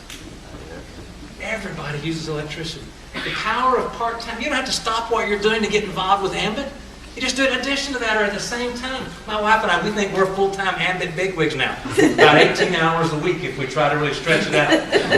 But we can do a lot more in this business. But the power of part-time is about where you start. And that's what can provide you so much with Ambit. A wonderful compensation plan. Again, I know everybody in the industry. If there's a reliable company that's applied for the DSA and some that applied and were rejected, I've seen the compensation plans. This is a tremendous compensation plan. Not only allows you to grow a wonderful residual income, but it's about what you start. It's also a compensation plan that you can really spend some time, energy, and effort over 3 to 5 or 10 years. Then you can put it in your will. It can be given to your children or to a charity. All they have to maintain is 20 active customers. It'll pay month in and month out, or on and on and on. But a wonderful compensation plan. Perfect time. We're excited about Maryland. We're excited about the opportunity of being in Pennsylvania in early 2011. But my favorite slide is the one that shows Texas, New York, and Illinois with that little bit of yellow at the bottom. Less than 2% market share. We have 0 market share here. And there's 40-something other states we haven't even touched yet. The perfect timing. Now you may say, well, I've been around network marketing before, and you're not one of the first 10 people there, it's too late. There's like 85,000 consultants now. My wife and I believe we're number 60,247. And we believe we have every opportunity that the first 10 that got in. All you have to do is look at that map. It's a $500 billion industry. We're really less than 1/10 of 1%. This business has changed my life. No more 12-hour workdays. We realized our 401k wasn't going to be enough. Ambit has quickly become our retirement plan B. There are thousands of independent consultants working with Ambit Energy today, and each one has a different reason for joining. What's yours? Why exactly are you watching this video right now? Well, whatever your reason, whether it's to spend more time with your kids, get yourself out of the rat race, or gain your financial freedom, Ambit can get you there. Now let's start with describing the business. Ambit is a national provider of electricity and natural gas in select deregulated markets. Now, everybody uses energy, right? And all those people would like to save money on that energy, right? Well, with Ambit, you can help them do just that, month after month. You'll be saving people some serious dollars too. Dollars that can make a difference in their lives. And unlike other direct selling companies, there's no inventory, no deliveries, and no collections. In fact, as an Ambit consultant, you really only have to do two things: gather new Ambit customers and teach others to do the same. That's it. And what makes this possible? Deregulation. The co-founders of the company, Jerry Thompson Jr. and Chris Chambliss, understood deregulation from their time in the telecom industry, but saw an even better opportunity in energy. In 2006, they created Ambit Energy with one goal: to be the finest and most respected retail energy provider in America. And they work hard to earn that respect every day. Ambit uses direct selling over conventional marketing because it's the best way to pick up loyal customers. And they give consultants everything they need to make gathering those customers easy: low rates, a loyalty rewards program, and the opportunity to earn free energy by referring a few new customers. The plan is working. Today, Ambit has over 1 million customers and over $1 billion in annual revenue. Why is Ambit growing so quickly? One reason. They give consultants 3 ways to make money. 3 ways to take you further down your path to financial freedom. There are bonuses for signing up customers and saving them money on their gas or electric bill. Bonuses when your team members sign up customers, and most importantly, monthly residual income. You'll get rewarded every time you grow your business, and potentially every time anyone on your team pays their energy bill. You know those customers you'll be gathering? They go towards your personal referrals, so you too can earn free energy. Would you like to learn more about being an Ambit consultant? Are you thinking about your reason why? Well, you're just a few steps away. In my experience, many people, maybe you're one of them, watch a presentation like this, they get a little excited, and they're this close to saying, all right, I'm in. Just one thing holds them back. Either they've had a negative experience in another network marketing company, or they know someone who's had a negative experience. It's what I call the ultimate objection. Network marketing just doesn't work. Or worse, network marketing may work, but I'm just not good at it. Let me just say that I'd never argue with your experience. Let me also say that I believe your lack of success was not your fault. It really wasn't. In this industry, I don't believe people fail at the opportunities they try. I believe the opportunities that they try fail them. I see it over and over again. People get in a new business, they work hard, they do what's asked of them, and still they don't have success. And almost 99% of the time, there's a common denominator. The opportunity required selling a product. Whether it's nutritional supplements or makeup, juice or chocolate, product-based opportunities inherently come with 4 fatal flaws. I call them the 4 hurdles to financial freedom. Let me give those to you quickly and show you why this opportunity, Ambit Energy, is different. The first hurdle to financial freedom is training. Products require a lot of training before the average person feels comfortable making recommendations to their friends or family members. What a hurdle! Most people don't have the time or patience to memorize a lot of information about dozens of different products. Ambit is different. Here you don't have to learn anything about the product. You're already using it, and so is everyone you know. The second hurdle to financial freedom is selling. There's no way around it. Participants in a product-based business have to have or develop selling skills. In order to persuade a friend or family member to purchase your product, you have to learn to sell them on the benefits and convince them that attaining those benefits is worth finding extra money in their monthly budget. That's a hurdle most people looking to build a business quickly can't get past. At Ambit, we don't sell anything because you don't have to collect any money from your customer. We simply ask customers to try a service they already use and pay for. And we actually help them lower their monthly bill. The third hurdle to financial freedom, customer retention. Most product-based businesses require their customers to change a buying habit. People want to buy stuff when they need it, not when you need them to need it. So the product comes on auto ship, and before you know it, they have a garage full of product that they haven't used. They stop the shipments temporarily, intending to start them up again, but they just never do. With Ambit, nothing changes for our customers. They complete a quick enrollment form and then go back to doing what they were doing. And you can go look for another new customer instead of worrying about replacing one you just lost. The fourth and final hurdle to financial freedom is the biggest: money, as in they don't make any. A lot of people feel that network marketing doesn't work because they didn't make any money at it. Again, this is generally not because they didn't do the work. It's because their efforts didn't produce income. You've already seen how powerful Ambit's compensation plan is, so I don't need to spend any time there. Suffice it to say, you get paid generously for gathering a handful of customers and helping others do what you did. And when you don't have to spend time being trained, or learning to sell, or convincing people to change a buying habit, your income can grow pretty quickly. So if you've never had success in network marketing before, I encourage you to give Ambit Energy a try. We are different, and that difference is making us one of the fastest growing companies in the country. I encourage you to get with the person that shared this with you and start your Ambit business today. Whatever decision you make, I wish you great success in the future. Thanks again for watching. Anyway, if you told me 7 months ago that I'd be on this stage addressing 600 business owners that get it, I would have told you you're out of your mind. All right, because 7 months ago, Jen Decker, a family friend of ours, came up to me and actually called me on the phone and said, "Hey, favor, Grange." I said, "Sure, Jen, what is it?" She says, "I want you to look at a business for me." I said, "Well, what is it?" She goes, "Well, it's something like your business. It has to do with the deregulation of energy." I says, "Oh, that's terrific. You see, my company, Eastern Energy Solutions, we're what they call a NYSERDA ESCO, New York State Energy Research and Development Authority energy service company, and we're an energy efficiency company. And we're constantly ranked #1 in the state. We're proud of that because we live in Afton. But we also coordinate the purchasing of electricity and natural gas for large users out of Chicago, Illinois, a company called Global Energy. So I'm very familiar with this business." And so I asked her, I said, "Well, is it industrial or commercial, Jen?" She says, "It's residential." I said, "Well, I have no interest in that.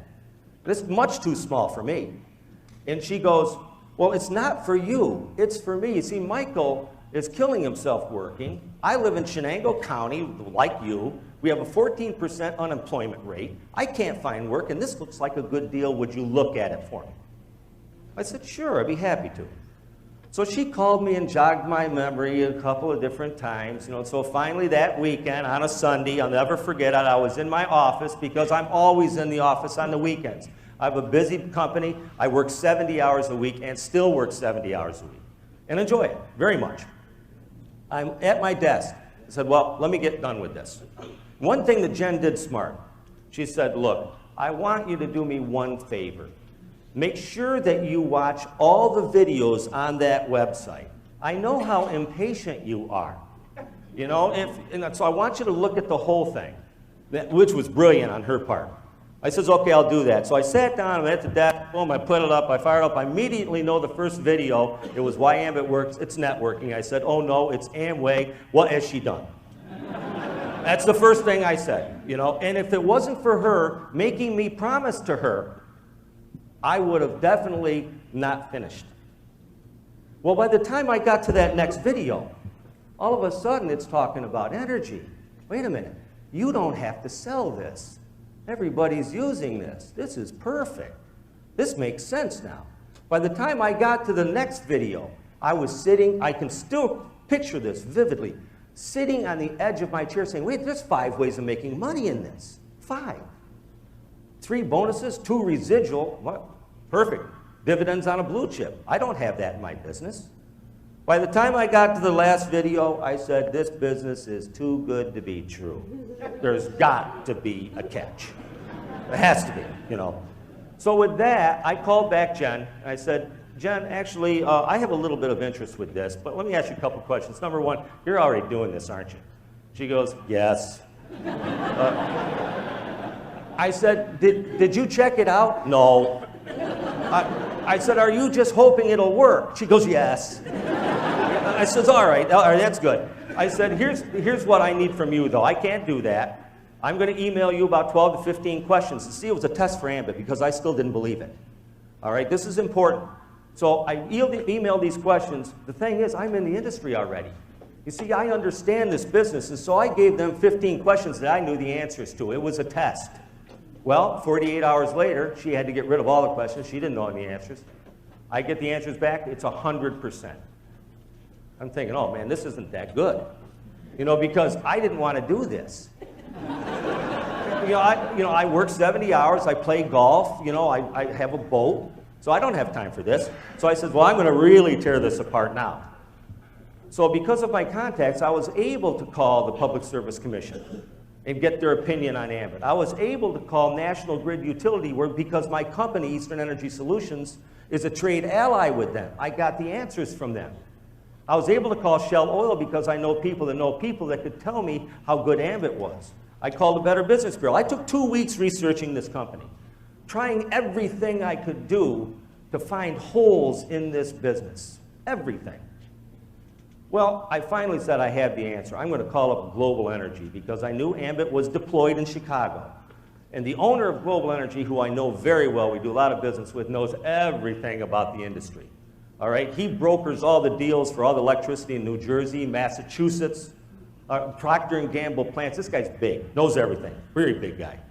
So I called him up, I said, hey, Jamie, how you doing? Good, we chatted a little bit. I said, hey, what do you know about Ambit Energy? He says, well, I know everything. You know that, Bob. I says, okay, well, give it to me. Well, it was interesting because he started talking to me about Ambit Energy, and I thought I was watching one of our business presentations. He was talking about Jerry Thompson. He was talking about Chris Chambliss, all the big money behind it, everything. I mean, everything was positive. So I said, Jamie, after about 20 minutes, I said, wait a minute. Jamie, I need some help here. Look, everything I've done to poke holes in this, I can't find any. Would you please give me a reason not to do this? And he says, oh yeah, I'll tell you the whole, Bob.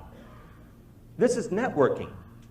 You see, networking, if you don't get in early, the pie exponentially gets smaller every year. Well, I said, Jamie, it's not even open in NYSEG. We're only in 2 utilities in New York. We're in NICOR in Chicago. We're in Texas, except for where there's co-ops. And the best thing is there's 23 more states to go, 24 more states. And he goes, yeah, Bob, you haven't even reached the tip of the iceberg. So with that, I went back to my wife, who was the queen of all skeptics. All right, and justifiably so after 37 years with me and all the ideas I've had. That's well deserved. All right, but she looked at this and she said, this is a no-brainer if it's real. I said, well, I'm going to find out if it's real. This is what I'm going to do. I'm going to start this business. I'm going to buy one, and I'm going to try it every week for 6 months, 3 to 5 hours a week structured. And then here's my best and worst case scenario, I told her. I said, look, it's $429. With the $25 a month, that's $600 for 6 months. If I crash and burn and it doesn't work in Afton, it doesn't work with NYSEG, and it's not everything it says it is, I'm going to take $5,000 worth of legitimate tax deductions, honest, legitimate tax deductions,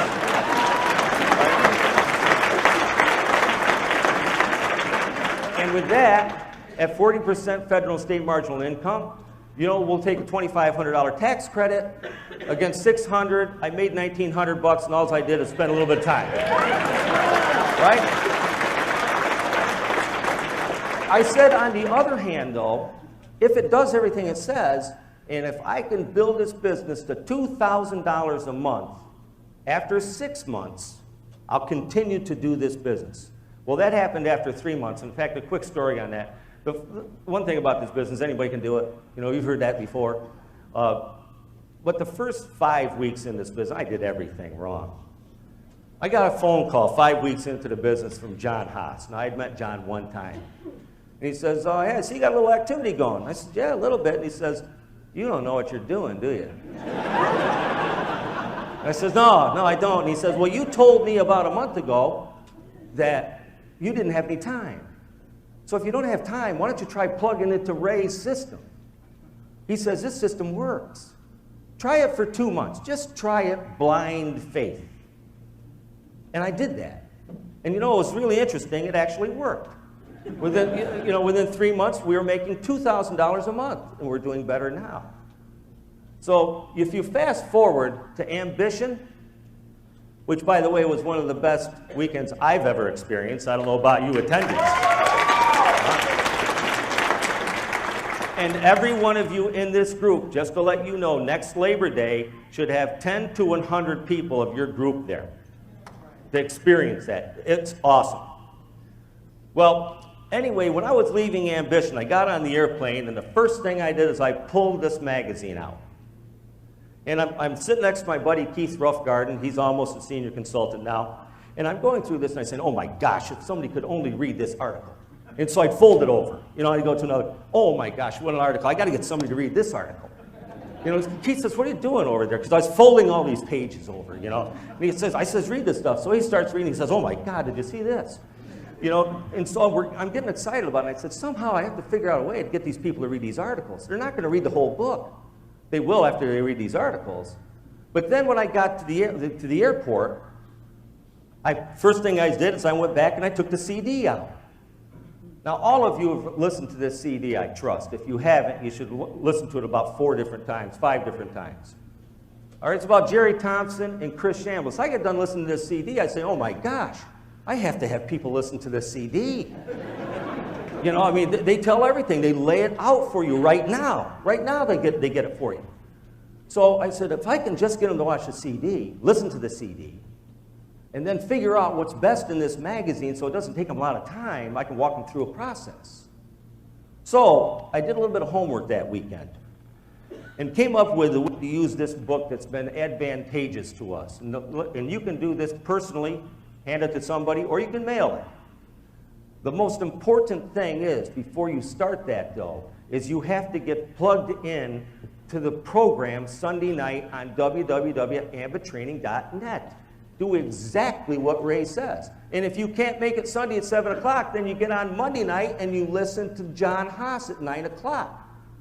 That's very important, because once you have that down to a system, you'll be able to get this magazine in your hand. And all you do is this with this magazine. This is all I do right now.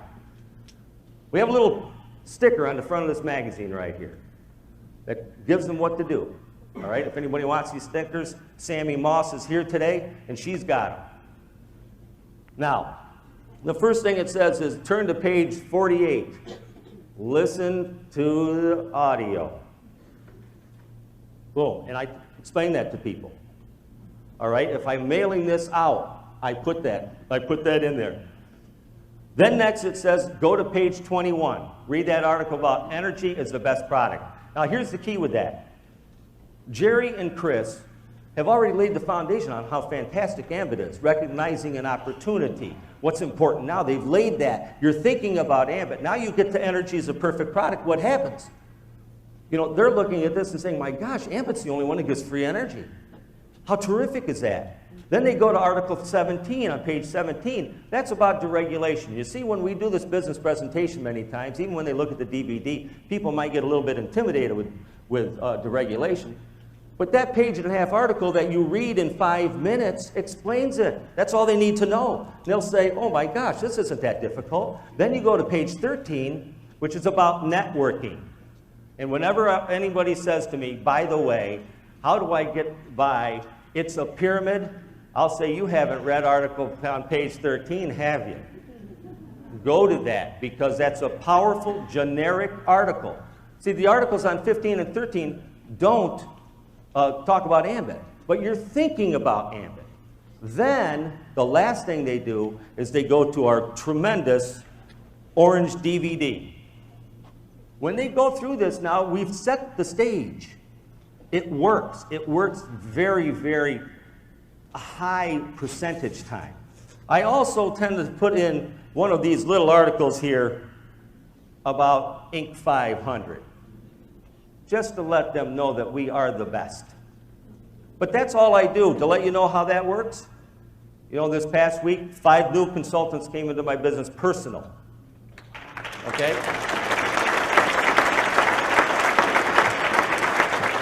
This is how 3 of that worked, though.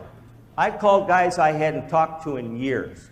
One in Chicago, one in Maryland, and one in Florida. Okay? Smart people. I said, look, I have something you need to look at. Just like I listened to Ray and John talk about. That's all I said. Oh, what is it? It's an opportunity. I'm sending the information out. I sent them out a little handwritten thing, what to do. I sent them this magazine. Everyone called me back within 72 hours and said, hey, can you explain that for me a little bit more? I said, absolutely, but you need to talk to John Haas. See? John Haas talked to every one of those 3 people that I mailed this to within 24 hours. 2 of them that day called me up and said, let's get started. The next day, the other guy started. This business works, all right? I'm going to get the hook here in a second, so, you only need 3. Sometimes it's going to be easy, like Ray with Norbert. That's pretty nice. Good way to start, right? Otherwise, sometimes it takes a little bit longer, like when John sponsored Shane and Jen. That's all you need is 3. Just 3. Thanks very much, everybody. My life changed forever, March 3rd, 2011. I was cutting some storm-damaged trees when one of them fell, breaking my back, leaving me paralyzed from the chest down. Life changed again for me when friends Chad Davison and Carlo DiNardo came into my office and promised me a new beginning. That day when I signed up with Ambit, I had no idea what was coming my way. The quote, out of adversity comes opportunity, could not ring more true. Ambit represents the most incredible financial opportunity of our lives. But of course, the Ambit journey doesn't always begin the way we think it should. Like many of you, I couldn't imagine anyone would say no to all that Ambit offers. Couldn't imagine it. I went through the ups and downs, the roller coaster of emotions, doubts that crept in my head at night before I was falling asleep when I began this journey. But the Ambit opportunity was tailor-made for me. You see, when I got hurt, I didn't give up. I had a strong why. I knew I was badly injured, but deep down, I knew I wasn't going to quit. I had 2 reasons worth fighting for. In rehab, every morning when I woke up, as hard as it was to get out of bed, those 2 reasons pushed me, motivated me, and inspired me to go on. It was a photo of my boys. It hung beside my bed, Christopher and Braden. That was my why. They're not here, they're home in Pennsylvania. I love them both. They are my Ambit why.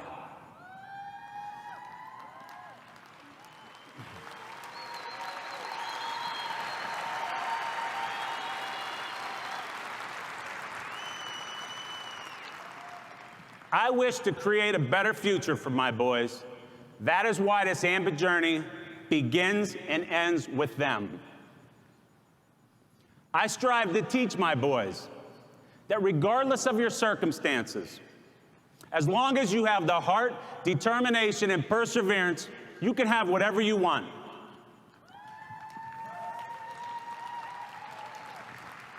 Never give up on your hopes and dreams. It took my accident for me to lose my tunnel vision, escape the 9-to-5 mentality, and realize I was never truly living. I was just going through the mindless motions in my job and in my life. I lost so much the day of that accident, but believe me, I have gained so much more.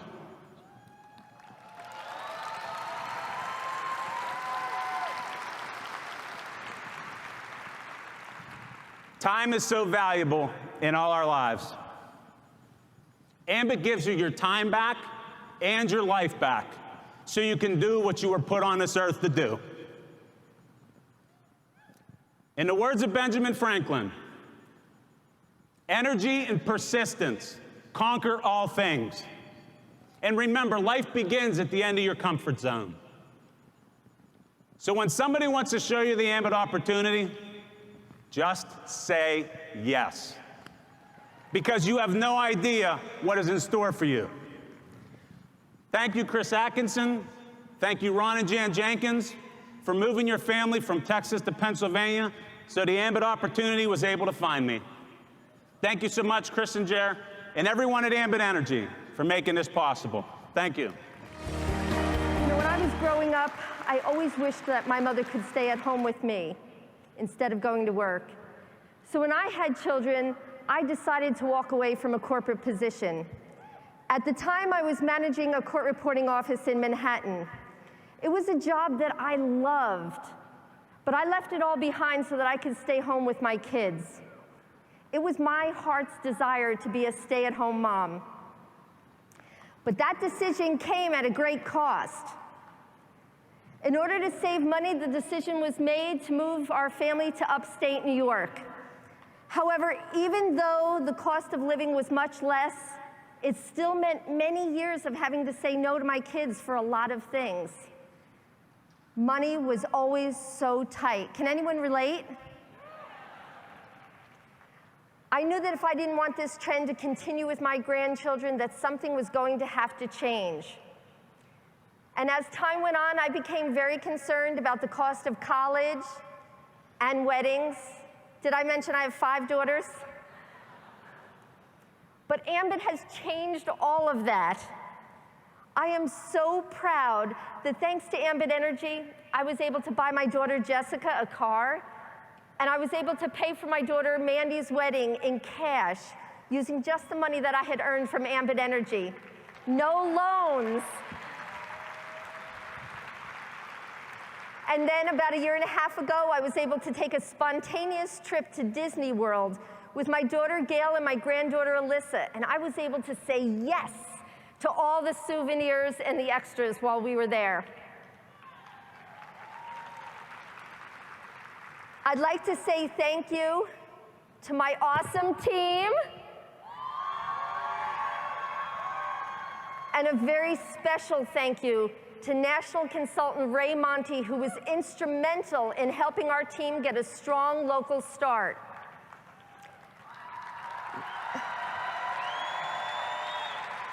My vision for financial freedom grows daily.